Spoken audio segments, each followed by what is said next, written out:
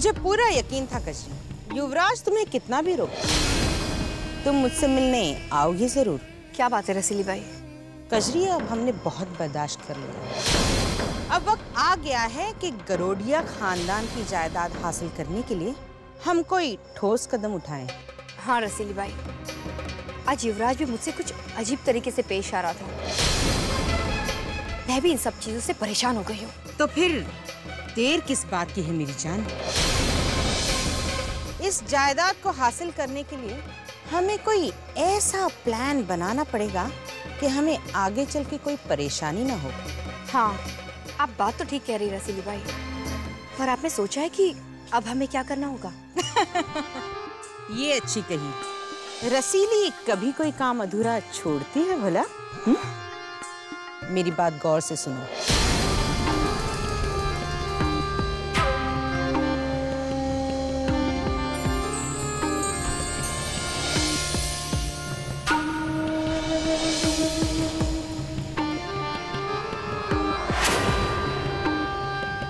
और फिर गरोडिया खानदान की जायदाद होगी पवित्रा, यानी कि कजरी के नाम पर। और फिर राजमहल, जायदाद, ऐश आराम, पैसा, सब कुछ होगा हमारे हाथ में। और गरोडिया परिवार के हाथ में होगा खाली कटोरा।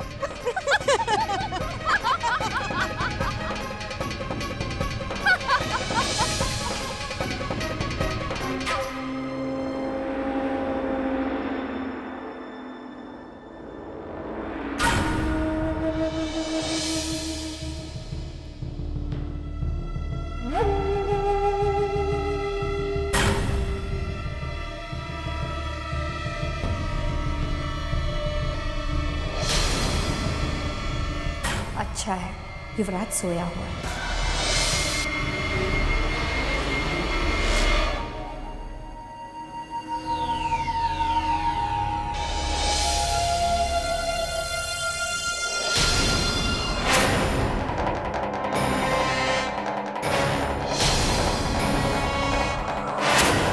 पवित्रा, इतनी देर रात को कहाँ गई थी?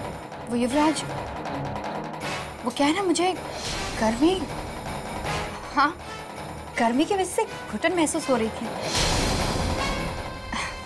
इसलिए मैं ताज़ी हवा लेने के लिए बाहर गार्डन चली गई थी। पवित्रा, कितनी बार मैंने तुम्हें मना किया कि देर रात को घर से बाहर मत जाओ, पर आजकल तो मेरी बात सुनती कहाँ? पिछली बार जो बखेड़ा खड़ा हुआ था, मुझे लगा था कि तुमने कुछ सीखा होगा और आइंदा तुम ये गलती नहीं दोहराओगे, पर तुम तो कोई बात समझने के लिए तैयार ही नहीं हो। युवराज, चिल्लाओ मत, कोई जाग जाएगा। और वैसे भी मैं बाहर गार्डन में तो गई थी, इसमें इतना गुस्सा होने वाली कौन सी बात है? पवित्रा, मैं गुस्सा नहीं करूं तो और क्या करूं? हाँ, क्या करूं मैं? मुझे तो लगता है कि तुम ये सब कुछ जानबूझकर कर रहे हो, ताकि तुम्हारी सारी सच्चाई किसी भी तरह से मेरे घर वालों के सामने आ जाए। घर वाले ये बात जान जाए कि तुम किसी राजमहल की राजकुमारी नहीं, बल्कि एक कोठे पे नाचने वाली हो। तुम सिर्फ हमारी मैरिज लाइफ में प्रॉब्लम्स खड़ी करना चाहती हो और कुछ नहीं। युवराज, क्यों? आखिर क्यों तुम मुझसे इस तरह से पेश आ रहे हो? जब सारा परिवार मेरी कही हुई बात पर भरोसा कर सकता है, तो तुम्हें मेरी बातों पर भरोसा क्यों नहीं है? आखिर क्यों तुम्हें ऐसा लगता है कि मैं झूठ बोल रही हूँ? पवित्रा, मैंने सच और झूठ की बात की ही नहीं। मैं सिर्फ ये कह रहा हूँ कि देर रात को घर से बाहर मत जाओ, बस। That's it।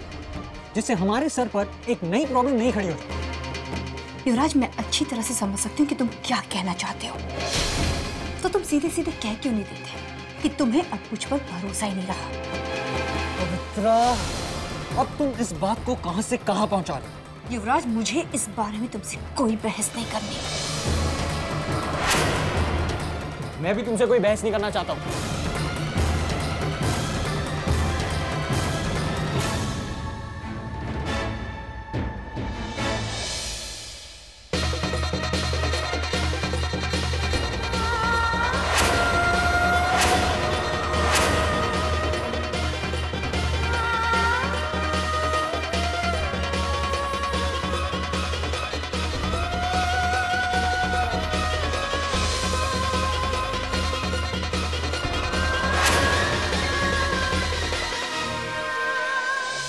लक्ष्मी, लक्ष्मी तुम जल्दी बाहर चलो, जल्दी चलो। अरे क्यों?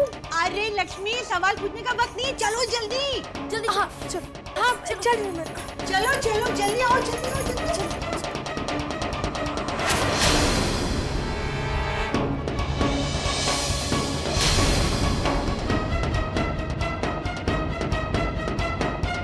लक्ष्मी वो देखो।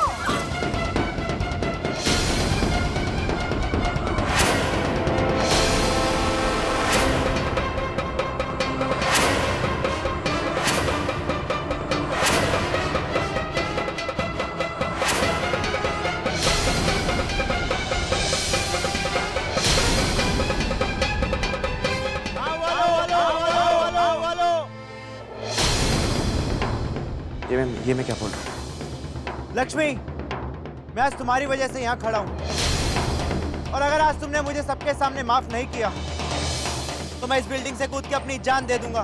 करण, ये क्या बचपना है? लक्ष्मी, मेरे हाथ में 10 पत्थर हैं और एक एक करके मैं इनको नीचे गिराऊंगा और अगर 10वें पत्थर के गिरने तक तुमने मुझे माफ नहीं किया तो मैं इस बिल्डिंग से कूद के अपनी जान दे दूंगा। 1 2 करण, ये क्या नाटक है? नीचे आओ तुम। नहीं लक्ष्मी, मजाक नहीं है, मैं सचमुच में अपनी जान दे दूंगा। 3 लक्ष्मी, अब तो प्लीज इसे माफ कर दो तुम। बेचारी की जान लोगी क्या? 4 लक्ष्मी, ये वक्त सोचने का नहीं है, उसे जल्दी से नीचे बुलाओ और उसे माफ कर दो। हाँ लक्ष्मी। 5 6 7 लक्ष्मी, लक्ष्मी जिद छोड़ दो। 8 लक्ष्मी, ऐसी भी क्या नाराजगी, माफ कर दो ना उसे।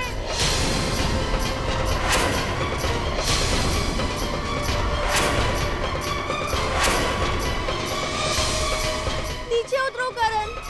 लक्ष्मी, ये आखिरी पत्थर है, इसके बाद पत्थर नहीं, सीधा मैं ही नीचे आऊंगा। सोच लो। 10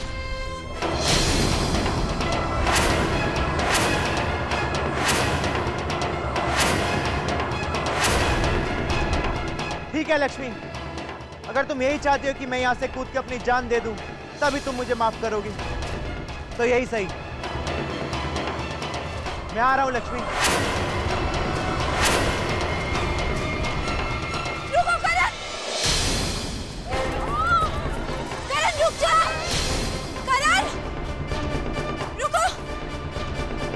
करण, मैंने तुम्हें माफ कर दिया, प्लीज नीचे आ जाओ। नहीं लक्ष्मी, तुम ये अपने दिल से नहीं बोल रही हो, तुम ये सब बातें इन लोगों के कहने पे बोल रही हो। पक्का? तुमने मुझे माफ कर दिया? हाँ करण, मैंने तुम्हें पक्का माफ कर दिया, अब तुम नीचे आओ। करण नीचे आओ। थैंक्स लक्ष्मी, तुमने मुझे माफ कर दिया, अब मैं नीचे आ रहा हूँ।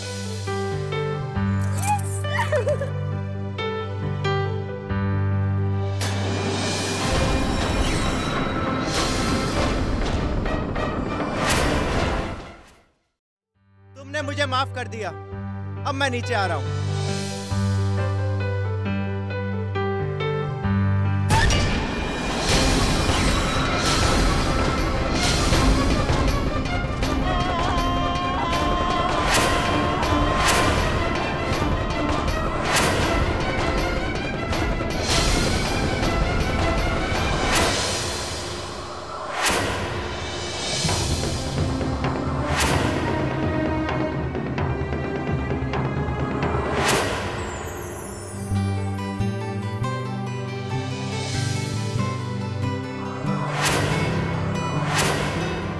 थैंक्स। करण!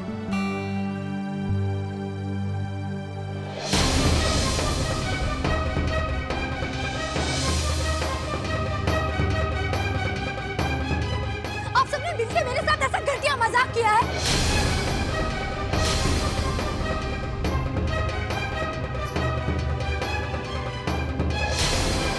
लक्ष्मी,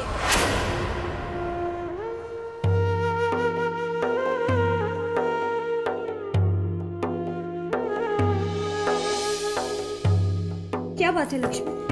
तुम अपना सारा सामान क्यों पैक कर रही हो? क्या हुआ लक्ष्मी? बस बस कीजिए आप सब। मैं इस घर में 1 मिनट भी नहीं रुक सकती। आंटी, इन लड़कियों के साथ साथ मैं आपकी भी नादानियां देख चुकी हूँ। अरे मैं तो इस घर में अपने मन के बदलाव के लिए आई थी आंटी, लेकिन आप सबकी नादानियों की वजह से मैं अपनी सोच में और भी ज्यादा डूबती चली जा रही हूँ। इस घर में 1 मिनट भी नहीं रुक सकती मैं। लक्ष्मी, दुर्गा दीदी, दीदी आप तो मेरे हालातों से अच्छी तरह से वाकिफ है ना? क्यों फिर भी आपने इन लोगों का साथ दिया? क्यों? बहुत हो गया, मैं इस घर में 1 मिनट भी नहीं रुक सकती। लक्ष्मी दीदी, मैं इसी वक्त घर जा रही हूँ। मैं राजपीपला वापस जा रही हूँ। अगर आपको मेरे साथ आना है तो आ सकती है, लेकिन मैं अकेले चली जाऊंगी। लक्ष्मी, तुम तो बहुत गुस्सा हो रही हो। हम तो सिर्फ इतना चाहते थे तुम्हारे इस बेजान से चेहरे पर थोड़ी सी हंसी आ जाए। ऐसे माहौल में मैं नहीं मुस्कुरा सकती हूँ रिया, नहीं मुस्कुरा सकती। नम्रता, तुम लोग समझने की कोशिश क्यों नहीं करते? मैं इस घर में 1 मिनट भी नहीं रुक सकती, मुझे जाने दो। लक्ष्मी, लक्ष्मी प्लीज, प्लीज लक्ष्मी मत जाओ। लक्ष्मी प्लीज, जाने दो उसे।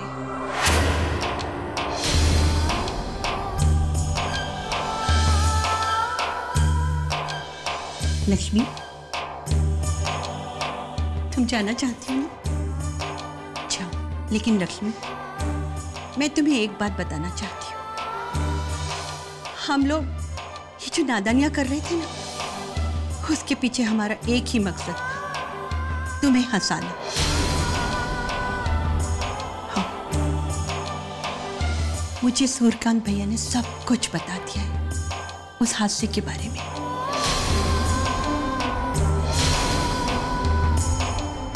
और हम सब ये नादानियां करके तुम्हें हंसाना चाहते थे ताकि तुम उस हादसे को भूल सको। लक्ष्मी, तुम मेरी बेटी जैसी हो, और अगर तुम्हारी परेशानी दूर करने में मुझे छोटी बच्ची भी बनना पड़े ना, तो मैं पीछे नहीं हटूंगी। मैं जानती हूँ उस हादसे के बाद तुम कैसा महसूस कर रही हो, पर लक्ष्मी, एक हादसे के लिए इंसान सारी जिंदगी के लिए हंसना तो नहीं भूल सकता ना। हाँ? आंटी बिल्कुल सही कह रही है लक्ष्मी। एक बात हमेशा याद रखना, अपने बच्चे के चेहरे पर तकलीफ देखकर हर माँ बाप को दुख होता है, दर्द होता है।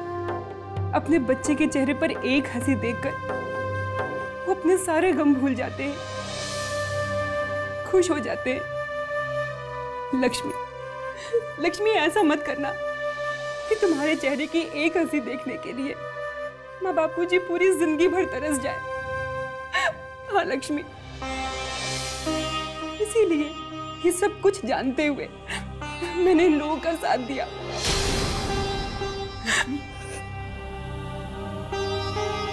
तुम्हें रोकने का मुझे कोई हक नहीं है, और ना ही तुम्हारी परेशानी दूर करने का।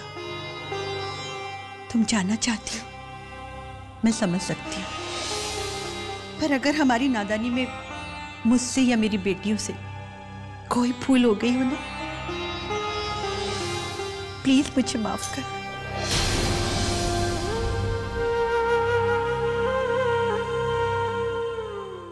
आंटी,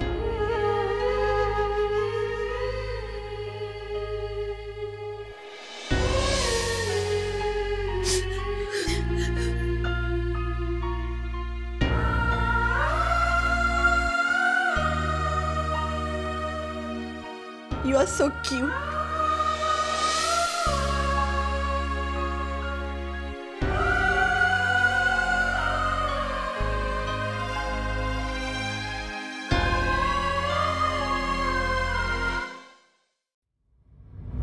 क्या बकवास कर रहे हो तुम रसिक भाई?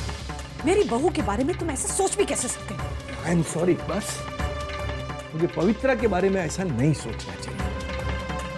खुश? पर गौरी, उसके बारे में तो सोच सकता हूँ ना।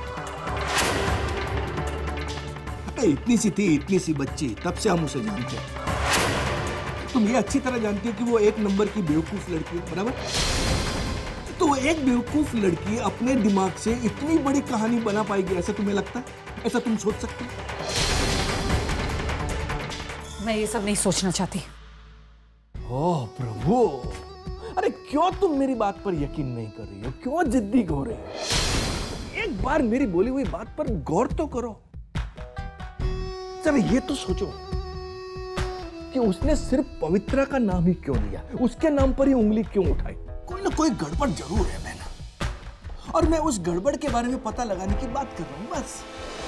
रसिक भाई, पवित्रा कोठा और ये सब में शामिल होगी ऐसा मैं सोच भी नहीं सकती। अरे वो तो बेचारी भगवान की भक्त है। ताज्जुब की बात तो ये है कि तुम मेरे भाई होकर मेरी बहू के बारे में ऐसा सोच सकते हो। अरे मैं अपनी बहू पर शक नहीं कर सकती। अरे अपने आंखों से ये पवित्रा नाम की पट्टी को हटाओ। इससे पहले कि वो इस घर में से सब कुछ साफ करके चली जाए, मेरी बात पर गौर करो। रसिक भाई, अब तुम्हारी बातों में कोई दम नहीं रहा और मैं तुम्हारी कोई भी बात सुनना नहीं चाहती थी। बस बहुत हो चुका। ओह प्रभु, तुम्हारी आंखों पर जो ये पवित्रा नाम की पट्टी बंधी है ना, उससे तो मैं खोलकर ही रहूंगा।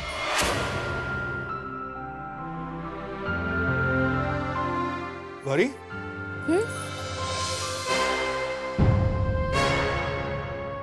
मुझे तुमसे जरा बात करनी है। मुझसे? कहिए मामा जी, क्या बात है? देखो गौरी, मैं बहुत अच्छी तरह जानता हूं कि उस दिन तुम्हें कोई गलतफहमी नहीं हुई थी। तुम कोठे पर अपनी मर्जी से गई थी, बराबर? मैं जानना ये चाहता हूं कि तुम्हारे कोठे पर जाने की वजह क्या थी, और तुमने पवित्रा का नाम क्यों लिया?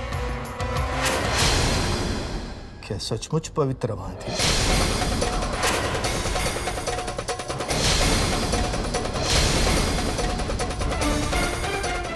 बेटा, देखो देखो, घबराओ मत, मैं तुम्हें बचाना चाहता हूं। और तुमने माफी भी इसलिए मांगी थी क्योंकि तुम बात को उधर ही रफा दफा कर देना चाहती थी। 1 2 3 खत्म, बराबर? तुम्हारे सर पर जो ये गलत फहमी की वजह से जो इल्जाम लगा ना, मैं उसे मिटा देना चाहता हूं। सच्ची बोलो बोलो बेटा, बोलो। मामा जी, बोलो बोलो, घबराओ मत, बोलो।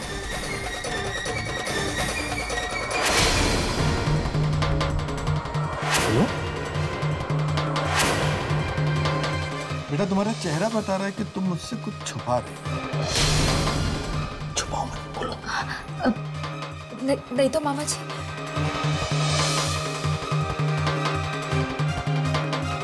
तो फिर पवित्रा का नाम आते ही तुम्हारे चेहरे का रंग क्यों बदल गया?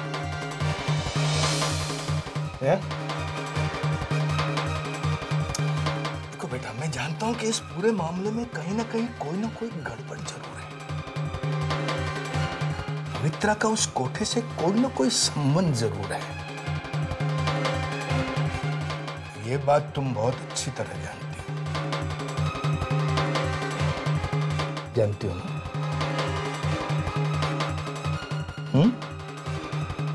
जानती हो ना? मामा जी, मैं इस बारे में कोई बात नहीं करना चाहती। गौरी, गो। ओह प्रभु, આપણું તો કામ થઈ ગયું બેન। मुझे पूरा यकीन होता जा रहा है इस पवित्रा का उस कोठे से कोई ना कोई संबंध जरूर है।